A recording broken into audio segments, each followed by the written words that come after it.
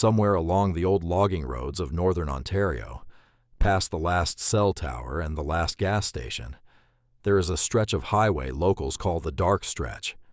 Nobody builds there. Nobody stops there.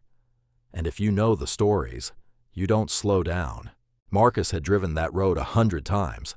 Supply runs for the mining camp. Always daylight, always straight through, never stopping. But the night of October 14th, his truck threw a belt at exactly mile 33. He coasted to the gravel shoulder, killed the engine, and sat there listening to the rain. No signal, no other cars, just the sound of water on metal and the trees pressing in from both sides. That's when he noticed the light. Through the tree line, maybe 200 meters in, a warm yellow glow, steady, like a window. He told himself it was another driver, a hunter's camp, something normal. He grabbed his flashlight, pulled his collar up, and stepped off the road.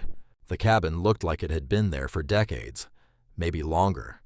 The wood was dark with moisture, the roof sagging on one side, but the light inside was warm, recent. He knocked. The door swung open before his knuckles finished the second knock, like whoever was inside had been standing right behind it, waiting. The man inside was old, not elderly, old in a way that felt wrong, like something that had been left alone too long. He smiled, and Marcus noticed his teeth were perfect, too perfect for a face that weathered. "Truck trouble," the old man said. It wasn't a question. Marcus stepped inside because the rain was getting heavier, because he told himself he had no choice. The cabin had one room, a wood stove in the corner, burning low, a table with two chairs. 2 chairs, Marcus noticed, as if the man had been expecting company.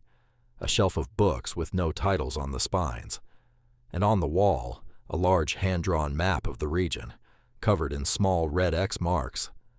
Dozens of them, all along the same road, all clustered around the same mile marker, mile 33. "You've had visitors before," Marcus said, nodding at the map. The old man turned to look at it, like he'd forgotten it was there. Then he turned back to Marcus with that same wrong smile. "Oh, they all come eventually," he said. "The road brings them to me." Marcus laughed it off, told himself the old man was just lonely. Strange, but lonely. He asked if he could use a phone. The old man gestured to the shelf. "No phone, but you won't need one. The road will be clear by morning." Marcus sat in the second chair, accepted a cup of something warm, and that's when he looked at the clock on the wall. It had no hands. He looked at his watch. The second hand wasn't moving. "What time is it?" he asked. The old man sat down across from him and folded his hands on the table, like a man with nowhere to be, like a man who had never needed to be anywhere. "Time," he said quietly, "doesn't work the same way here. It hasn't for a long time." Marcus stood up. He told himself he was leaving. He walked to the door, put his hand on the handle, and heard his own knock, 3 times, from the outside. He turned around slowly. The old man hadn't moved. "Sit down, Marcus," he said. "You've only just arrived." They found Marcus's truck 3 days later. Keys still in it, belt still broken, his phone on the passenger seat, battery dead. The forestry crew that found it searched the tree line for 2 hours. No cabin, no clearing, no sign that anything had ever stood between those trees. Just the road, and the forest, and mile 33. Some of the crew said they felt watched the whole time they were out there. One of them, a guy named Pete who'd worked that area for 20 years, refused to go back. He said the trees were wrong, too quiet, like they were listening.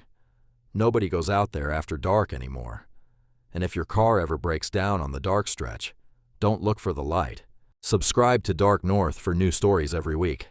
If you made it this far, you're one of us.